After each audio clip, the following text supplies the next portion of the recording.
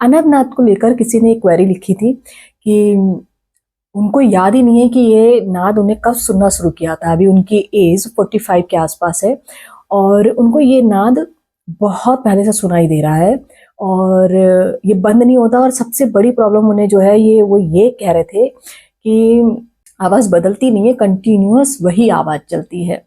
और ये प्रॉब्लम सिर्फ एक ही नहीं है, ये क्वेश्चन बहुतों का आया है कि आवाज़ नहीं चेंज होती है, वही झिंगुर जैसी या फिर बहुत कर्कश जैसी आवाज़ उनको लगातार सुनाई दे रही है।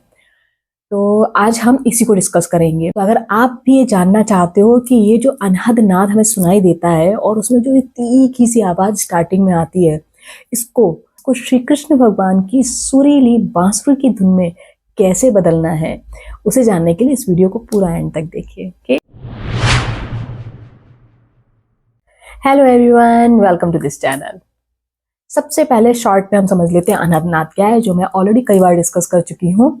अनहद नाद का मतलब होता है वो नाद जो बिना किसी के टकराए बजती है, यानी इसमें कोई चीज़ टकरा नहीं रही होती है, ये बस नेचुरली इस यूनिवर्स में फ्लो करती है और ये हर जगह व्याप्त है, हर जगह मौजूद है, सूक्ष्म रूप में है। इसी वजह से ये तब हमें सुनाई देता है जब हम सूक्ष्म लेवल पर इस यूनिवर्स से कनेक्ट होने लगते हैं। हम सूक्ष्म वर्ल्ड से कब कनेक्ट होंगे? जब हमारे नाड़ियां साफ होने लगती हैं। तो जब नाड़ियां साफ होती हैं, नाड़ियां मतलब कि एनर्जी चैनल्स, जब एनर्जी चैनल्स के ब्लॉकेज हटने लगते हैं, वो क्लीन और साफ होने लगते हैं, तो हमें ये आवाज़ सुनाई देने लगती है। बात ये आती है कि आवाज़ अलग अलग तरीके से क्यों सुनाई देती है। तो सबसे पहले हम ये समझते हैं ना, ये आवाज़ आ कहाँ रही है, कौन सुन रहा है।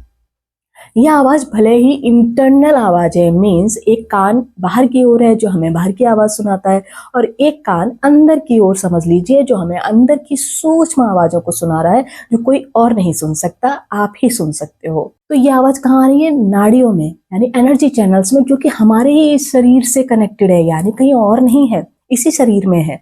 तो वो जब साफ हो रही है तब ये आवाज़ सुनाई दे रही है। तो इसका मतलब है कि चेंजेस भी हमारे शरीर में ही है।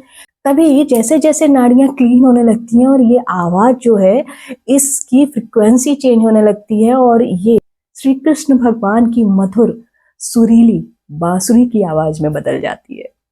कई परंपराओं में ऐसा माना जाता है कि अनहद नाद में जो उच्चतम ध्वनि है वो मधुर और शांत होती है, उसमें वीणा और बांसुरी आती है। पर एग्जैक्टली सही बात तो ये है, अगर आपको किसी भी ध्वनि को सुनकर आपकी कॉन्शियसनेस ऊपर बढ़ रही है तो ये आपके लिए अच्छा है। पर अगर ये कॉन्शियसनेस ऊपर बढ़ने की बजाय आपको सिर दर्द दे रहा है, आपको परेशान कर रहा है, स्ट्रेस ला रहा है, आपकी मेंटल हेल्थ खराब कर रहा है, तो फिर आपको सतर्क हो जाना चाहिए। आपको डॉक्टर से जल्दी मिलना चाहिए। पर अगर ये आपके लिए सही है तो आपको बधाई हो, आपकी फ्रिक्वेंसी यूनिवर्सल फ्रिक्वेंसी के साथ ट्यून कर रही है, मीन्स आपकी ट्यूनिंग हो रही है। और जैसे जैसे आप इसमें आगे बढ़ते जाओगे, ये आवाज़ और भी ज़्यादा मधुर और शांत होती जाएगी और आपकी कॉन्शियसनेस इम्प्रूव होती चली जाएगी। पर अब बात आ रही है जिन लोगों को बहुत लंबे समय से सुनाई दे रहा है पर उन्हें कोई हेल्थ इशू नहीं हो रहा है, पर आवाज़ वहीं की वहीं है, वो बदल नहीं रही है, वही झिंगुर या सीटी जैसी आवाज़। जबकि जैसे जैसे आप आगे बढ़ोगे तो ये आवाज़ मधुर होगी, आपको घंटी की आवाज़ आने लगेगी, आपको तारों की झनकार जैसी, वीणा की जैसी और बांसुरी की जैसी आवाज़ आने लगेगी। मीन्स ये आवाज़ आपको आनंद देने लगेगी। तो फिर इसका सोल्यूशन क्या है, हम करें क्या? अभी तक आप लोग को पता है कि मैं 5 एलिमेंट्स को बेसिकली ज़्यादा फोकस करती हूँ, क्योंकि हमारा शरीर इन्हीं 5 एलिमेंट से मिलकर बना हुआ है, earth, water, fire, air and space. तो जब इन एलिमेंट्स में इम्बैलेंस होता है तो इनका असर हमारी फिजिकल बॉडी, हमारी जो और एनर्जी चैनल्स हैं, इन सभी पर पड़ता है। क्योंकि अगर ये बैलेंस में नहीं होगा तो हम स्पिरिचुअली ग्रो ही नहीं कर पाएंगे, हमारे ब्लॉकेजेस आते रहेंगे, हमारी नाड़ियां हैं वो क्लीन ही नहीं हो पाएंगी। अब ऐसी कर्कश आवाज़ और ऐसी झंझनाहट वाली आवाज़ क्यों सुनाई देती है लगातार? ये नसों में ड्राइनेस की वजह से होती है। और ये नसों में ड्राइनेस क्यों बढ़ती है? वात की वजह से बढ़ती है। तो वात इम्बैलेंस हो गया है। तो अब अगर आप अपने वात को बैलेंस कर लेते हो तो यही जो धुन है वो बांसुरी की धुन में बदल जाएगी। अब इसे बैलेंस करने के लिए आज मैं आपको 3 ऐसे उपाय बताऊंगी जो धीरे धीरे करके आपके इस ध्वनि को आपकी इस कर्कश ध्वनि को मधुर ध्वनि में बदल देगा। आपने पुरानी मशीन को देखा है ना, जो कई दिन से बंद पड़ी और अचानक चलाओ तो उसमें किर किर सी आवाज आती है, पर वहीं उसमें अगर आप ऑयलिंग कर दो तो वो स्मूथली चलने लगती है और वो आवाज एक सॉफ्ट, जो कानों को परेशान ना करे ऐसी आवाज में बदल जाती है। तो आज हम ऑयलिंग की ही बात करेंगे। पहला है अलसी का तेल, मीन्स फ्लैक्स सीड ऑयल। वात को शांत करने के लिए अलसी का तेल रामबाण की तरह काम करता है। न्यूट्रिएंट्स जर्नल 2020 में ये पब्लिश हुआ था कि जो ओमेगा 3 फैटी एसिड है, ये जो हमारी नसों के बाहर माइलिन शीथ होती है, इसे रिपेयर करने का काम करता है। तो रोजाना अगर आप 1 चम्मच अलसी के तेल को लेते हैं तो ये जो नसों की ओवर फायरिंग हो रही है उसे रोक देगा और आवाज मधुर होने लगेगी। दूसरा है अरंडी का तेल, मीन्स कैस्टर ऑयल।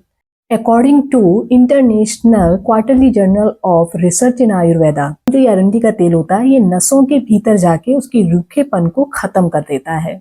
तो आपको क्या करना है, रात को सोने से पहले अपने तलवों में अरंडी के तेल की मालिश करके सोना है। ये आपके वात को शांत करेगा और आपका नर्वस सिस्टम रिलैक्स हो जाएगा। अब आप इन ऑयल को तो इस्तेमाल करिए, लेकिन साथ में एक ऐसी मुद्रा जो आपकी ये जो साउंड है, जो ट्यूनिंग है, इसको रिफाइन करने का काम करेगी, और वो है वायु मुद्रा। आपको क्या करना है, ये जो इंडेक्स फिंगर है इसको आपको ऐसे ऐसे करना है और अंगूठे से प्रेस करना है। ये जो इंडेक्स फिंगर है ये एयर को रिप्रेजेंट करता है, तो आपको इसको, और ये थंब से, थंब जो है ये फायर को रिप्रेजेंट करता है, तो आपको एयर को फायर से प्रेस करना है। मींस आपको अपने इंडेक्स फिंगर को थंब से प्रेस करना है। ये वायु मुद्रा आपको दोनों हाथों से बनाना है और डेली 10 मिनट इसका अभ्यास करना है। ये आपके बायो रेडियो के सिग्नल को एकदम क्लियर कर देगा। जब लगातार आप इन तेलों का इस्तेमाल करते रहेंगे तो इन तेलों से आपकी नसों को पोषण मिलने लगेगा और वो जो तीखी बीप जैसी आवाज है वो धीरे धीरे लुप्त हो जाएगी और आपको अनंत काल से बज रही वो श्री कृष्ण जी की मधुर बांसुरी की धुन सुनाई देने लगेगी। तो अपने भीतर के संगीत को बहने दीजिए, स्वस्थ रहिए, जागरूक रहिए। Okay, so take care, God bless you. अगर आपसे रिलेटेड कोई भी क्वेरी है तो कमेंट में लिख दीजिएगा। Okay, so take care, God bless you, see in the next video, bye, नमस्ते, thank you, God bless you.